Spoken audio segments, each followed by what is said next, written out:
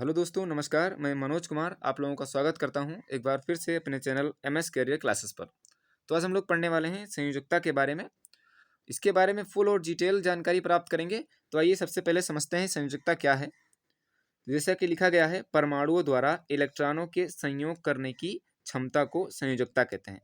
यानी जो परमाणु होते हैं जिनसे मिल करके कोई पदार्थ बनता है, कोई बड़ा पदार्थ जिसको हम देख पाते हैं वो बनता है, वो परमाणुओं से मिलकर बना होता है। और परमाणु भी छोटे छोटे कणों से मिलकर बने होते हैं जिन्हें हम लोग इलेक्ट्रॉन कहते हैं। तो एक परमाणु दूसरे परमाणु से इलेक्ट्रॉन लिया करता है या दिया करता है, यानी इलेक्ट्रॉन से वो संयोग करता है। एक परमाणु दूसरे को इलेक्ट्रॉन देता है और दूसरा उससे लेता है, ऐसा हो सकता है। या ऐसा भी हो सकता है कि कोई दो परमाणु आपस में इलेक्ट्रॉनों का साझा करें, यानी संयोग करें। तो हम कह सकते हैं जब कोई भी परमाणु या कोई दो परमाणु क्या करते हैं, परमाणुओं में इलेक्ट्रॉनों का साझा करते हैं, एक दूसरे से इलेक्ट्रॉनों की साझेदारी करते हैं, तब हम इस चीज को बोलते हैं संयोजकता। तो संयोजकता कुछ नहीं है बल्कि इलेक्ट्रॉनों का लेना और देना है। तो ये संयोजकता जो होती है वो मुख्य रूप से तीन प्रकार की होती है। तो ये तीन प्रकार से इलेक्ट्रॉन का आदान प्रदान होता है परमाणुओं द्वारा। हम लोग इस चीज को पढ़ेंगे वैद्युत संयोजकता में, ये क्या है, फिर है सहसंयोजकता, फिर उसके बाद में है उपसहसंयोजकता। अब आपके मन में दिमाग में ये बात आ रही होगी कि परमाणु जो होते हैं वो इलेक्ट्रॉन लेते और देते क्यों हैं, यानी ये संयोजकता परमाणु क्यों दर्शाते हैं। तो मैं आपको बताना चाहूँगा कि जो परमाणु होते हैं उनमें इलेक्ट्रॉन होते हैं और इलेक्ट्रॉन परमाणु की कक्षा में होते हैं। जैसे कि अगर हम किसी परमाणु को बनाना चाहें तो इस कॉन्सेप्ट को आप पहले समझेंगे तभी समझ पाएंगे। तो ये परमाणु हम बना रहे हैं। तो ये परमाणु का नाभिक है और इसके चारों ओर ये परमाणु की कक्षा होती है। जो परमाणु होता है वो गोलाकार होता है और परमाणु के गोलाकार आकृति में जो बीचों बीच में आपको प्लस साइन दिख रहा है वो है नाभिक का। आप यहाँ पर ये बात याद रखें कि नाभिक में प्रोटॉन होता है और न्यूट्रॉन होता है, ये दो बात याद रखें। प्रोटॉन और न्यूट्रॉन नाभिक में होते हैं और इलेक्ट्रॉन इन कक्षाओं में चक्कर लगाया करते हैं। तो जैसा कि जो रेड पेन से मैं दर्शा रहा हूँ बिंदुओं द्वारा, ये इलेक्ट्रॉन है कक्षाओं में। तो पहली कक्षा में अधिकतम 2 इलेक्ट्रॉन होते हैं। दूसरी कक्षा में, यहाँ पर मैं आपको पूरा चित्र दिखाना चाहूँगा, दूसरी कक्षा में कुल मिलाकर के मैक्सिमम यानी अधिकतम 8 इलेक्ट्रॉन आ सकते हैं। तो यहाँ पर 6, 7 और ये 8 इलेक्ट्रॉन हो गए, यानी इनसे ज़्यादा इलेक्ट्रॉन नहीं हो सकते हैं। फिर तीसरी कक्षा में भी इसी तरह से मैक्सिमम इलेक्ट्रॉन 18 आ सकते हैं। तो 1, 2 ऐसे ऐसे करके 18 होंगे, हम पूरे रख नहीं रहे हैं, टाइम लगेगा। तो यहाँ पर किसी भी कक्षा में मैक्सिमम यानी अधिकतम कितने इलेक्ट्रॉन आ सकते हैं, उसके लिए आप एक फॉर्मूला याद रखें। मैक्सिमम इलेक्ट्रॉनों की संख्या जो होगी, यानी maximum number of electron in any cell, वो होते हैं 2n²।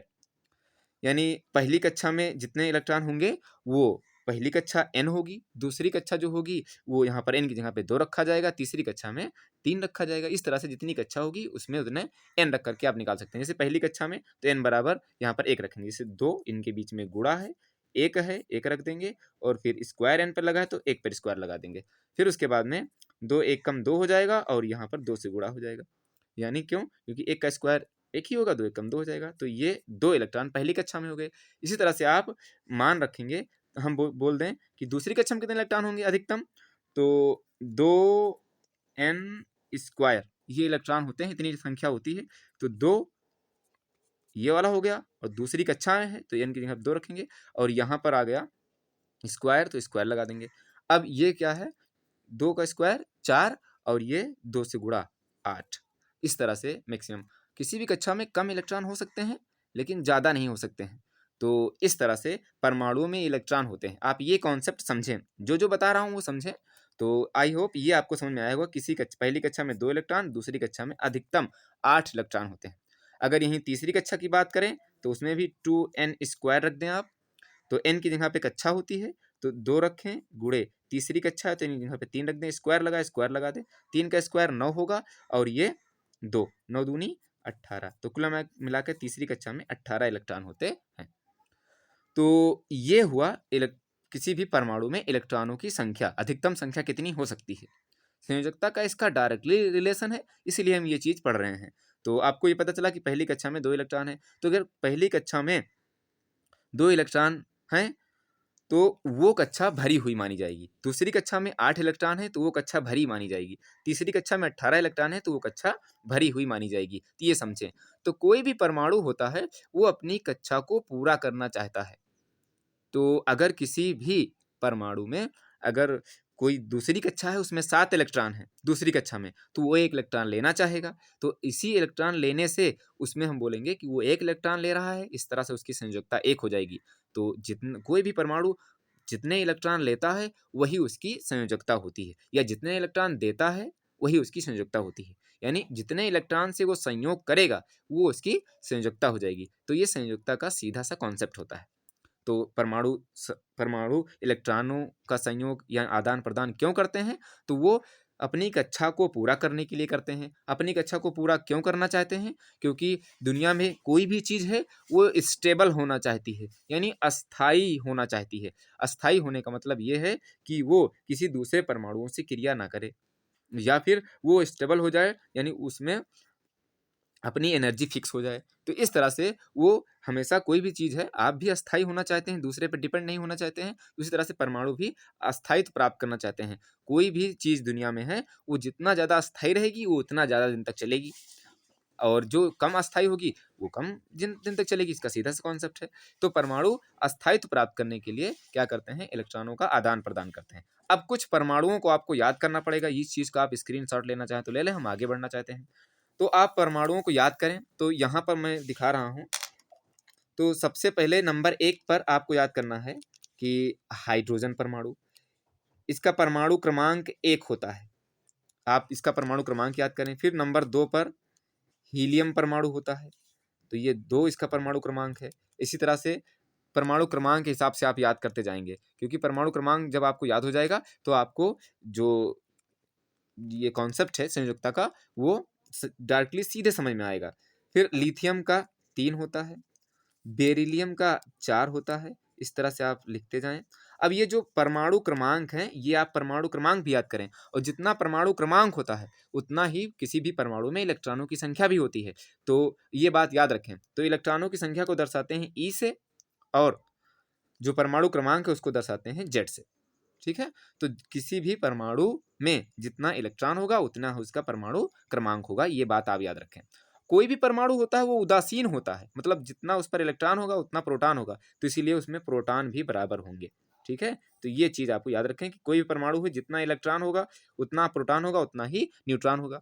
आप संयोजकता कब समझ पाएंगे? जब आप उसमें इलेक्ट्रॉनों की संख्या को समझ पाएंगे, किसी परमाणु में कितने इलेक्ट्रॉन हैं, तभी हो पाएगा, नहीं तो फिर आप किसी चीज़ को समझ नहीं सकते हैं, खासकर केमिस्ट्री में ये चीज़। तो 4 हुआ। अब उसके बाद में बोरान, इसका 5 होता है, तो बोरान का आप 5 याद कर लें। कार्बन 6, नाइट्रोजन 7, ऑक्सीजन 8, इस तरह से आपको याद करना है। फ्लोरीन 9 और नियान 10। मैं ये लिख क्यों रहा हूँ? ताकि आप लोग यहाँ पे साथ साथ में अभी जो बताऊंगा तो जिसको नहीं याद है वो याद कर ले, या फिर आपको अलग जाने की जरूरत नहीं, यहीं से आप नोट करके लिख सकते हैं, या किताब में आपके मिलेगा तो आप वहाँ से नोट कर सकते हैं। उसके बाद में सोडियम आता है, सोडियम का 11 हो जाता है। मैग्नीशियम आता है, मैग्नीशियम का 12 होता है। फिर उसके बाद में एल्यूमिनियम आता है, एल्यूमिनियम का 13 है। परमाणु क्रमांक और इलेक्ट्रॉनों की संख्या प्रोटॉनों की संख्या भी बराबर होगी। और उसके बाद में फिर आएगा सिलिकॉन, सिलिकॉन का SI प्रतीक होता है, प्रतीक भी याद करें आप लोग, इसका 14 होता है, ये परमाणु क्रमांक है। और फिर फास्फोरस, फास्फोरस का 15 होता है। सल्फर का 16 होता है, और क्लोरीन का 17 होता है, ये Cl है। और 18 होता है आर्गन का, तो Ar आर्गन है, 18 हुआ। फिर उसके बाद में 19 होता है पोटेशियम का, और 20 होता है कैल्शियम को। अगर आपको ये पता है तो आप वीडियो स्किप करके भी आगे बढ़ सकते हैं। और ये 20 हुआ। फिर कैल्शियम का 20 होगा, यहाँ पर ये कैल्शियम हो जाएगा, ये 20 कैल्शियम का है। तो आप कब अधिकतर यहाँ तक याद करें, 20 तक याद कर लेंगे तो आपको जो बेसिक कॉन्सेप्ट है इसको समझने में कोई दिक्कत नहीं होने वाली है। ठीक है। तो आइए हम इसके बाद में फिर थोड़ा से आगे बढ़ते हैं। अब हम हाइड्रोजन को लेते हैं। तो मैंने ले लिया हाइड्रोजन को, और इसका परमाणु क्रमांक है 1, और इसमें इलेक्ट्रॉनों की संख्या मैंने बताया अभी 1 होती है। अब आप इसकी संयोजकता निकालना चाहते हैं कि हाइड्रोजन की संयोजकता कितनी है, तो आप देखें कि सबसे पहले हाइड्रोजन का बना है परमाणु, तो हाइड्रोजन का ये बन गया नाभिक और ये बन गया परमाणु। और हाइड्रोजन में एक ही कक्षा होती है क्योंकि एक ही इलेक्ट्रॉन है, और पहली कक्षा में अधिकतम 2 इलेक्ट्रॉन रह सकते हैं, लेकिन यहाँ पर एक ही इलेक्ट्रॉन है तो एक ही है। अब ये हाइड्रोजन का परमाणु एक इलेक्ट्रॉन लेना चाहेगा, क्यों? क्योंकि इसमें एक ही इलेक्ट्रॉन इस कक्षा में है, और एक इलेक्ट्रॉन ले लेगा तो इसकी एक जो पहली कक्षा है वो पूरी हो जाएगी, ये पूरा करना चाहेगा। और या तो ये एक इलेक्ट्रॉन दे करके, इलेक्ट्रॉन हाइड्रोजन दोनों काम करता है, एक इलेक्ट्रॉन ले भी सकता है, इलेक्ट्रॉन दे भी सकता है। अधिकतर ज़्यादातर ये इलेक्ट्रॉन अपना खो देता है या किसी दूसरे को दे देता है। तो हाइड्रोजन की जो संयोजकता है वो एक होती है। संयोजकता को आप प्लस या माइनस में नहीं रखना है, बस कितने इलेक्ट्रॉन ले रहा है या दे रहा है। तो हाइड्रोजन एक इलेक्ट्रॉन ले भी सकता है, दे भी सकता है। तो हाइड्रोजन की संयोजकता H की संयोजकता कितनी हो जाएगी? ये हो जाएगी 1। क्यों? क्योंकि ये एक इलेक्ट्रॉन ले भी सकता है और दे भी सकता है। अब ये लेगा किससे? जिसमें एक इलेक्ट्रॉन ज़्यादा होगा, और देगा किसको? जिसमें एक इलेक्ट्रॉन कम होगा। जैसे कि अभी सोडियम धातु या लिथियम धातु हम ले लें, Li का होता है परमाणु क्रमांक 3, इसमें इलेक्ट्रॉन भी 3 हो जाएंगे। तो Li का अगर हम बनाएं नाभिक तो इस तरह से बना सकते हैं। नाभिक बनाने के लिए आपको ये प्लस साइन से दर्शाना पड़ेगा। अभी बताएंगे कि प्लस साइन से क्यों दर्शाते हैं, क्योंकि प्रोटॉन पर प्लस चार्ज होता है, नाभिक में प्रोटॉन होते हैं, इसीलिए इसको दर्शाते हैं। न्यूट्रॉन भी होते हैं नाभिक में, लेकिन न्यूट्रॉन पर कोई चार्ज नहीं होता, इसीलिए हम प्रोटॉन की चार्ज को दर्शाते हैं। और यहाँ पर ये है कक्षा, तो ये किसकी कक्षा हो गई? ये हो गई लिथियम की पहली कक्षा, ये लिथियम की हो गई दूसरी कक्षा। अब लिथियम के पहली कक्षा में 2 इलेक्ट्रॉन हुए, लेकिन लिथियम में कुल मिलाकर 3 इलेक्ट्रॉन है, तो यहाँ पर ये तीसरा इलेक्ट्रॉन आ जाएगा। अब लिथियम का ये जो इलेक्ट्रॉन है, यहाँ पर या तो इस कक्षा दूसरी कक्षा को पूरा करने के लिए इसे 7 इलेक्ट्रॉन और चाहिए, क्योंकि दूसरी कक्षा में अधिकतम 8 इलेक्ट्रॉन होते हैं। मैंने यहाँ पर देखो ये अभी बताया है। और फिर अगर ये एक इलेक्ट्रॉन त्याग देता है तो इसकी पहली कक्षा पूरी हो जाएगी, तो इस तरह से इसको स्टेबिलिटी मिल जाएगी, इसको स्थायित्व मिल जाएगा, तो ये परमाणु अस्थायी हो जाएगा। तो ये, और इस तरह से अगर लिथियम से ये क्रिया कर लेगा तो लिथियम हाइड्राइड बना लेगा। लिथियम हाइड्राइड बनाने से एक यौगिक बन जाएगा, तो ये एक दूसरे से संयोग कर सकते हैं, और जो यौगिक बनाएंगे तो यौगिक अस्थायी होगा, यानी उसका अस्तित्व होगा, या आप कह सकते हैं वो आप उसको अपने किसी काम में ले सकते हैं। तो इस तरह से जो यौगिक बनेगा वो पृथ्वी पर पाया जाएगा, लिथियम हाइड्राइड। जब भी हाइड्रोजन ऑक्सीजन को जब भी हाइड्रोजन इलेक्ट्रॉन को ग्रहण करता है तो उसको हाइड्राइड के नाम से जाना जाता है। तो इलेक्ट्रॉन को हाइड्राइड कब बोलेंगे? जब माइनस उस पर लगाया जाएगा। तो एक इलेक्ट्रॉन ये यहाँ से आप कह सकते हैं ये वाला इसको डोनेट कर दिया जाएगा, तो ये वाला इलेक्ट्रॉन ये इसको डोनेट करेगा, तो इसके भी कितने इलेक्ट्रॉन? 2 हो जाएंगे। हरा वाला इलेक्ट्रॉन इसका आया है, तो इसकी भी कक्षा पूरी, इसकी भी कक्षा पूरी। तो इस तरह से हम कह सकते हैं LiH जो ये पदार्थ ये आपका बन जाएगा। तो इस तरह से ये आपका यौगिक बना। इसमें लिथियम की ऑक्सीकरण संख्या आप देखेंगे और हाइड्रोजन की ऑक्सीकरण संख्या देखेंगे तो डिफरेंट होगी, क्योंकि ये बड़ा कॉन्सेप्ट है। ऑक्सीकरण संख्या ना समझें तो आप सिर्फ संयोजकता से समझें कि संयोजकता जो होती है वो लिथियम की और हाइड्रोजन की एक है, क्योंकि इसने एक इलेक्ट्रॉन दिया है और इसने एक इलेक्ट्रॉन लिया है। तो यहाँ से आप कॉन्सेप्ट समझ सकते हैं कि ये कॉन्सेप्ट जो है वो संयोजकता का है। तो संयोजकता आपकी समझ में आई होप कि जब भी इलेक्ट्रॉन का साझा होता है, इलेक्ट्रॉनों का साझा क्यों होता है ये भी समझे, क्योंकि किसी को इलेक्ट्रॉनों की ज़रूरत होती है और किसी के पास इलेक्ट्रॉन ज़्यादा होते हैं, तो अपनी कक्षा को पूरा करने के लिए इलेक्ट्रॉन दे भी सकता है। तो 2 स्थिति हुई, अगर किसी बाहरी कक्षा में एक से ज़्यादा इलेक्ट्रॉन है, और एक से ज़्यादा मतलब त्यागने पर आपको आसानी हो, जैसे कि अभी इसमें 6 इलेक्ट्रॉन होते, 2-2 इलेक्ट्रॉन लेना पसंद करता है लिथियम। जैसे कि हम ऑक्सीजन को दिखाएं तो ऑक्सीजन का होता है बेटा 8 सही से बना दें, ये 8 है, इसमें इलेक्ट्रॉन होते हैं 8। पहली कक्षा में 2 इलेक्ट्रॉन हो जाएंगे, दूसरी कक्षा में 6 इलेक्ट्रॉन हो जाएंगे। दूसरी कक्षा कब पूरी होगी? जब इसको मिल जाएं कितने? 2 इलेक्ट्रॉन और। अब या तो 6 इलेक्ट्रॉन चले जाएं तब इसका पहली कक्षा पूरी होगी, तो ये 2 इलेक्ट्रॉन लेना चाहेगा, क्योंकि 6 इलेक्ट्रॉन इसको वो कोई परमाणु मिलेगा नहीं जिसको ये 6 इलेक्ट्रॉन डोनेट कर सके, क्योंकि 6 इलेक्ट्रॉन लेने वाला बहुत कम परमाणु है। तो यहाँ पर ये 2 इलेक्ट्रॉन लेना चाहेगा, तो ये किससे लेना चाहेगा? मान लो H2O, ये जल जो बना है आपका ये इसी आधार पे बना है, क्योंकि हाइड्रोजन पर 1 इलेक्ट्रॉन ये हमने दिखा दिया, और इस हाइड्रोजन पर 1 इलेक्ट्रॉन ये दिखा दिया, और ये बन गया आपका ऑक्सीजन। और इस ऑक्सीजन के अंतिम कक्षा में 2 इलेक्ट्रॉन और ये 2 इलेक्ट्रॉन और ये 6 इलेक्ट्रॉन हो गए। ये 6 इलेक्ट्रॉन हमने यहाँ पर लिख दिया है। तो किसी भी जो बिंदु द्वारा हमने ये दर्शाया है, आप भी दर्शा सकते हैं। ये क्या है? ये किसी भी कक्षा के किसी भी परमाणु के जो कक्षा होती है वो आखिरी कक्षा में कितने इलेक्ट्रॉन है। तो हमने देखा ऑक्सीजन की आखिरी कक्षा में 6 इलेक्ट्रॉन है। इसको बिंदु द्वारा दर्शा दो आप, तो बिंदु द्वारा दर्शा सकते हैं। हाइड्रोजन की अंतिम कक्षा में देखते हैं, ये रेड वाला, ये जो ग्रीन वाला है ये तो यहाँ का आया है, तो ये रेड वाला जो है ये हाइड्रोजन का है। तो हाइड्रोजन का जो ये परमाणु है, तो ये हाइड्रोजन का परमाणु 1 इलेक्ट्रॉन लिए हुए है, तो इसीलिए हाइड्रोजन के परमाणु और अंतिम भी कक्षा भी यही है, इसीलिए इसको 1 दर्शा दिया। तो ये हाइड्रोजन परमाणु इसको 1 दे देगा और दूसरा हाइड्रोजन परमाणु इसको 1 दे देगा। तो इस तरह से आप देख पा रहे हैं कि इलेक्ट्रॉनों की बराबर की साझेदारी हुई है। या फिर आप कह सकते हैं कि ये एक इसको देगा, एक ये इसको देगा, तो इसके भी 2 हो जाएँगे, और ये इसको देगा और ये इसको देगा, तो इसके भी 2-2 हो जाएँगे। यानी कह सकते हैं कि ऑक्सीजन और हाइड्रोजन इस तरह से इलेक्ट्रॉनों का साझा कर सकता है। यानी एक ऑक्सीजन ने इसको दिया और हाइड्रोजन ने इसको दिया, तो आपस में इन दोनों ने साझा किया, और ये इलेक्ट्रॉन जो ऑक्सीजन वाला है और ये हाइड्रोजन वाला है, ये दोनों आपस में साझा कर लिए। तो इस तरह से एक इलेक्ट्रॉन इसके भी, अब ये ऑक्सीजन यहाँ से अगर हम देखें, यहाँ से, तो ये इलेक्ट्रॉन मतलब ऑक्सीजन ने अगर दिया हाइड्रोजन को, 2 इलेक्ट्रॉन इसके हो गए, और ऑक्सीजन इसको अपना भी मान रहा है। इसलिए आपके पास एक बैल है और एक बैल इनके पास है, तो आप खेत जोतना चाहते हैं तो एक बैल इनका ले लें और एक बैल अपना ले लें। तो इस तरह से दोनों से आप काम चला सकते हैं। कोई पूछे किसके बैल हैं, तो आप कह सकते हो ये दोनों हमारे बैल हैं, क्योंकि आपने इनको भी अपना बैल दिया है। इससे भी कोई पूछेगा तो ये दोनों पर किसी दोनों का बराबर का अधिकार होगा। तो इस तरह से आप इसको समझ सकते हैं। तो इसी से कॉन्सेप्ट आएगा जो हमने बताया, संयोजकता के प्रकार, सहसंयोजकता, वैद्युत संयोजकता क्या होती है। पहले आप इस संयोजकता के कॉन्सेप्ट को सही से समझें कि संयोजकता क्या है। तो यहाँ पर देखो इलेक्ट्रॉनों की साझेदारी हुई, इसीलिए जल बना है। तो H2O क्यों बना है? क्योंकि ऑक्सीजन को इलेक्ट्रॉन चाहिए थे, हाइड्रोजन को भी इलेक्ट्रॉन चाहिए थे, क्योंकि दोनों को अपनी कक्षा पूरी करनी थी।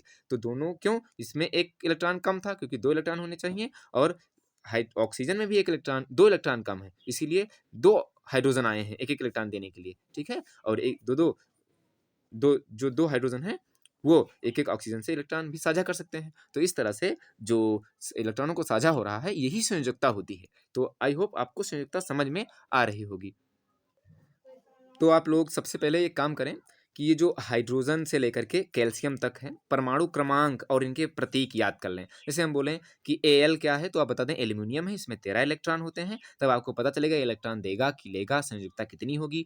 और कभी कभी सूत्र, इसी से सूत्र भी बनेगा कि कभी ने किसी ने एल्यूमिनियम का किसी दूसरे तत्व के साथ में, या एल्यूमिनियम क्लोराइड का सूत्र लिख दिया, जैसे लिख दिया NaCl, कहा नमक का सूत्र है, सोडियम क्लोराइड का, तो हमने आपने कहा सही है। और किसी ने लिख दिया एल्यूमिनियम क्लोराइड का सूत्र CaCl होता है, तब आपसे पूछे सही कि गलत है, तो आपको पता ही नहीं कि ये सही कि गलत है। तो आप कब याद कर सही बता पाएंगे, क्योंकि इसका सूत्र होता है AlCl3। अब AlCl3 कैसे हुआ, ये क्यों हुआ, तो ये जब आप ये याद कर पाएंगे कि कितने इलेक्ट्रॉन किसमें होते हैं, कौन कितना इलेक्ट्रॉन देता है, कौन इलेक्ट्रॉन कितना लेता है, तभी ये समझ में आएगा कि सोडियम क्लोराइड का सूत्र NaCl होता है, जबकि एल्यूमिनियम क्लोराइड का सूत्र AlCl3 क्यों होता है, या कैल्शियम क्लोराइड का सूत्र CaCl2 क्यों होता है। कैल्शियम क्लोराइड का सूत्र CaCl2 और पोटेशियम क्लोराइड का सूत्र CaCl क्यों होता है। तो ये सारे कॉन्सेप्ट कब समझ में आएंगे, ये सब आप किसी भी यौगिक का सूत्र सही से कब निकाल पाएंगे, जब आपको उसमें इलेक्ट्रॉनों की संख्या पता रहेगी। ये आप सबसे पहले जरूरी, बहुत जरूरी है, बिना इसके केमिस्ट्री आप बिल्कुल नहीं पढ़ सकते हैं। तो हाइड्रोजन से लेकर के कम से कम कैल्शियम तक इसका प्रतीक याद करें। कोई तत्व बोला जाए, जैसे सोडियम बोला जाए तो सोडियम का आपको Na इसका प्रतीक याद होना चाहिए। पोटेशियम बोला जाए तो इसका K याद होना चाहिए कि पोटेशियम का P नहीं, फास्फोरस का P होता है, ये फास्फोरस का P है। तो आप लोग इस तरह से जब याद करेंगे तो ये पूरा याद हो जाएगा। ज़्यादा कुछ हाई कॉन्सेप्ट नहीं है। आप स्टार्ट कर रहे हैं केमिस्ट्री, तो फिर ये याद कर लें, फिर मैं आपको केमिस्ट्री इसी विधि से पढ़ाऊंगा कि आपको फिर ज़्यादा टेंशन लेने की जरूरत नहीं, और आपको बिल्कुल आसान विधि से केमिस्ट्री समझ में आ जाएगी। तो आज की वीडियो हम यहीं पर स्टॉप करते हैं। फिर नेक्स्ट टॉपिक में संयोजकता के प्रकार के साथ मिलेंगे, कितने प्रकार की संयोजकता होती है और किस तरह से इसमें हम लोग यौगिक के सूत्र को डिफाइन करते हैं, सब चीज़ें जानने वाले हैं। तो यदि आपको ये वीडियो अच्छी लगी है तो लाइक करें, और हमारे चैनल पर नए हैं तो सब्सक्राइब करें, और बेल आइकन दबाना मत भूलें। मिलते हैं नेक्स्ट वीडियो में। Thank you for joining us.